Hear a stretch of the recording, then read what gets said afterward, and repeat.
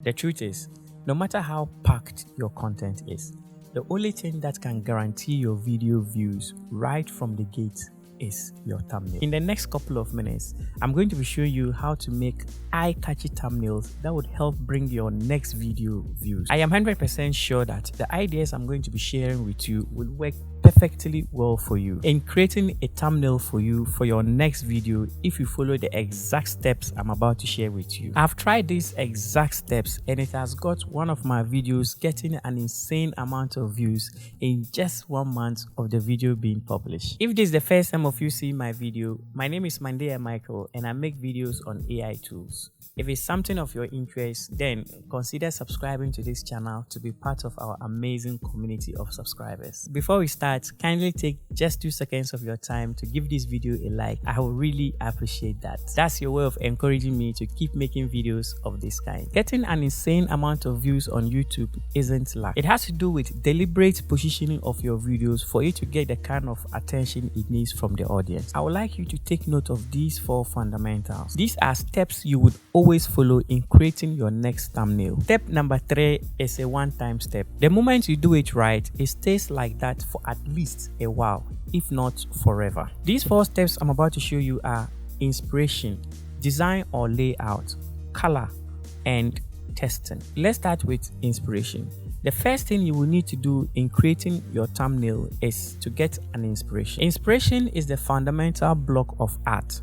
Musicians get inspirations from other musicians. A typical example to that is Burna Boy taking inspiration from Tony Braxton's He Wasn't Man Enough for his hit song Last Last. An artist gets inspirations from another colleague's piece of art to create a masterpiece of art. I mean, this is not something new to a lot of people.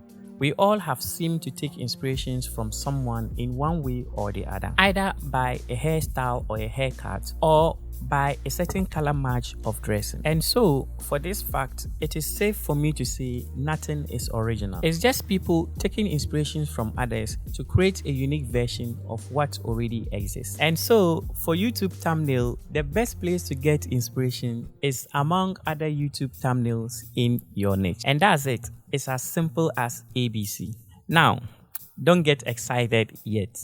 There's a concern to this particular approach. When you take ideas from thumbnails that are in your niche, chances are that other YouTubers will do the same thing, and you end up seeing the same video idea having the same thumbnail all over YouTube. With that said, you are left asking yourself, so what do I do? Well, the answer is simple.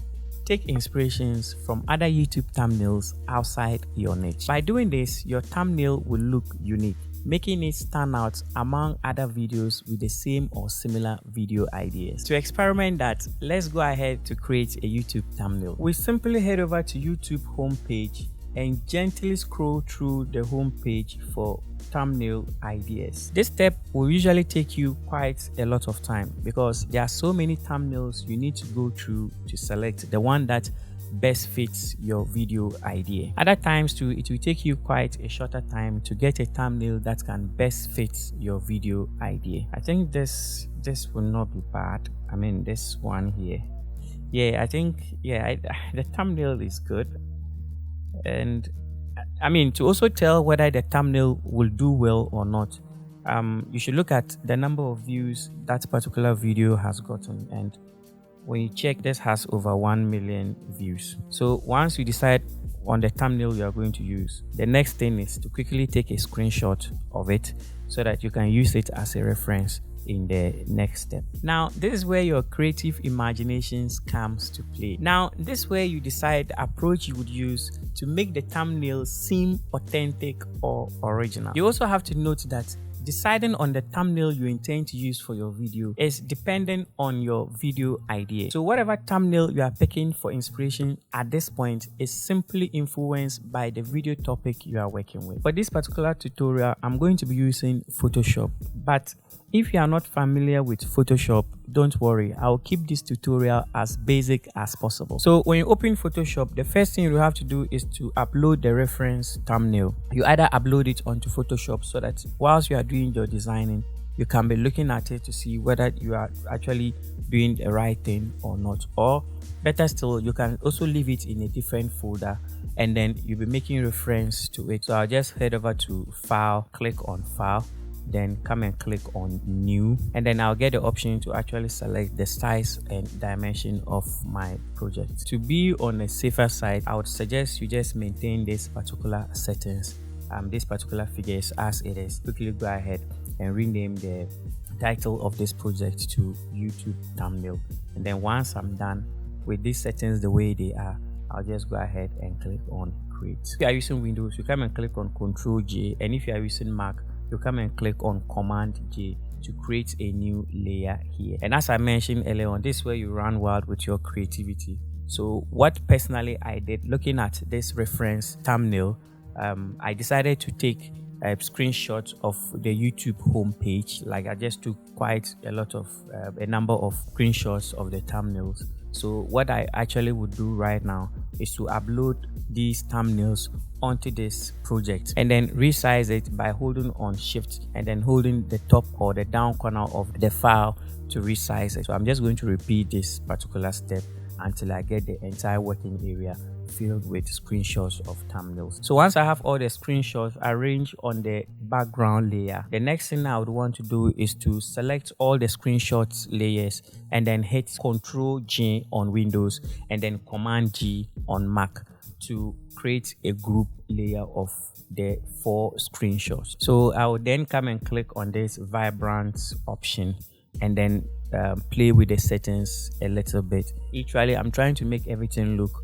black and white, so I'll just reduce the vibrance and as well reduce the saturation. This will make the entire images on the layer turn black and white. Looking at some of the writings and some of the titles of the screenshots I took, you can see that some of them are still very visible. So I would like to reduce the size of the entire screenshot so that it will not be easy for you to identify the writings on here. So in order to do that, I'll just come and click on the group folder to select it. I'll press and hold Ctrl T on Windows or Command T on Mac on my keyboard. This will give me the transform option so that I can actually reduce the size of the entire screenshot. So once I do that, I'm just going to press on Shift and then adjust the group layer to a much more smaller size. So once I'm done with that, I'll create a duplicate of the group layer by pressing on Ctrl J on Windows and then Command J on Mac to duplicate the group layer. I'll keep pressing on Command J or Ctrl J until I get 4 duplicates of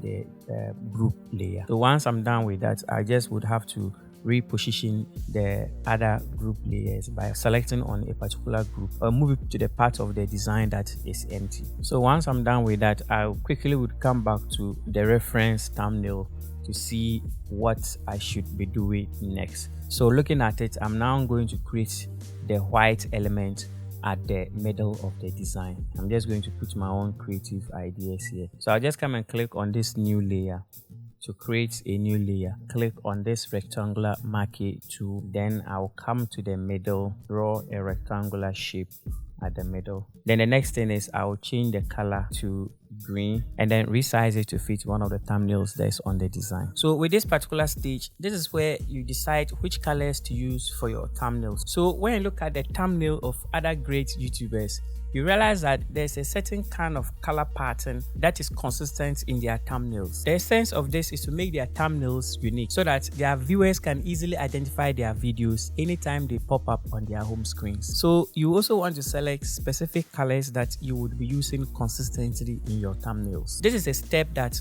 when you are able to find colors that your audience can easily relate to, you would be able to stick to these colors for a long period of time without having to change them. The next thing I would want to do is to write the inscription I want to have on the thumbnail. So I'll just quickly write, then I'll change the color something more bright, and then I'll come and add some strokes, and then I just adjust it a little bit. Then once I'm okay with it, that's just it.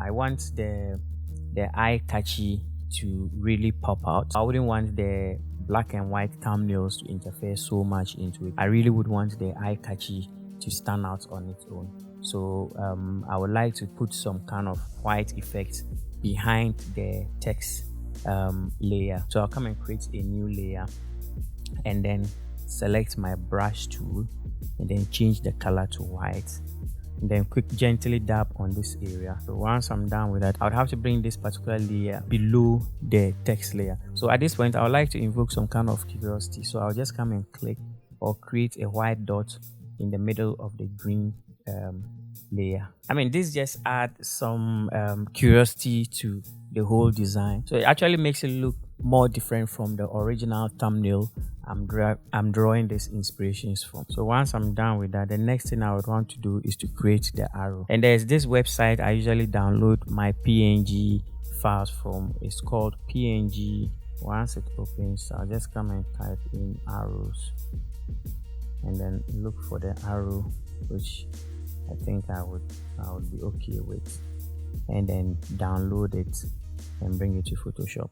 So once I'm done, you realize that this particular arrow is the color of this particular arrow is quite different from the color we have as our text, and I actually would want the text and then the color of the arrow to be the same. So I'll just come and click on the PNG layer on here and change the file property to rasterize layer. So once I'm done with that, I'll come and click on this and then select solid color. So once you click on solid color, because I've already used this particular color as my text, so that's what is already set. Once I click on solid color, I have the same color that is showing. So I just click on OK and then come and right click and then come and choose this option here, create clip mask, so that you don't have so many colors all over your design. You wouldn't want that. Just quickly readjust them a little bit. So now that I'm done, I just would want to darken the edges of the thumbnail a little bit, because I really want people's attention to just go straight to the writings and elements on the thumbnail. So by doing that, I just would create a new layer of curves and then darken it a bit. Then I'll invert the layer by clicking on Ctrl I on Windows and then Command I on Mac. I'll take the brush, increase the size of the brush, and gently paint at the edges of the thumbnail to darken it up a little. Okay, so once I'm done with that, the next thing I would have to do is to just save the file, and then the next thing I would want to do is to add an AGR effect on the thumbnail. So this is a step you can easily skip.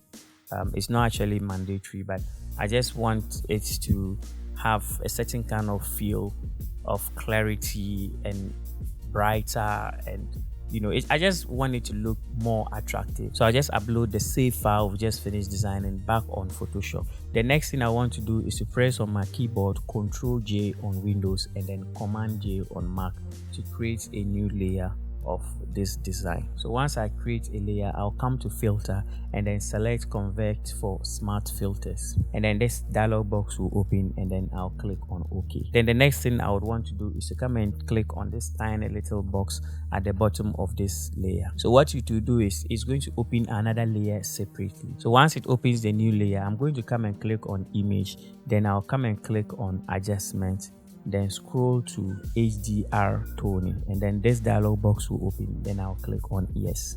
So at this point, you realize that the thumbnail is looking much brighter. So just go ahead and click OK. Then the next thing we want to do is to save the file by clicking on Ctrl S on Windows and then Command S on Mac. So once you click on save, what it means is that the effect will be transferred to the initial project. So you just come back and click on the initial project, then you come and click on this add vector mask. So once you create the new vector mask, we are going to click on Ctrl I on Windows and Command I on Mac to invert the vector mask. So the next thing you want to do is to use your brush tool. You can increase the size of your brush and then come and click on the areas you want it to be brighter. Then reduce the opacity a little bit, and then I also click on the vibrance to increase the vibrance, and then the saturations a little bit, just to make the colors pop out more. So one thing I would also want to do is to increase the levels by clicking on the levels on the adjustments panel. So once you are done, you can go ahead and save the file. So with the fourth and final step, this is where you would have to test your thumbnail. It's just going to give you an idea of how the thumbnail is going to look on various devices. So head over to Google and type thumbsup.tv. So whilst it opens, this is how the interface looks like. So you just quickly drop your thumbnail on here, and then here you write the title of your video. Once you're okay with that, you can scroll down to see how the thumbnail will look on various devices. So that is it for this video, and if the steps in this video are quite complicated for you, I have also made a video on how to design thumbnails using 100% free AI tool. The video is quite easy for you to get along because you really do not have so much to do. The video should be out on your screen right now for you to check it out. Please subscribe to this channel to stay updated or to know what's new. Thank you for watching. See you in another video next week.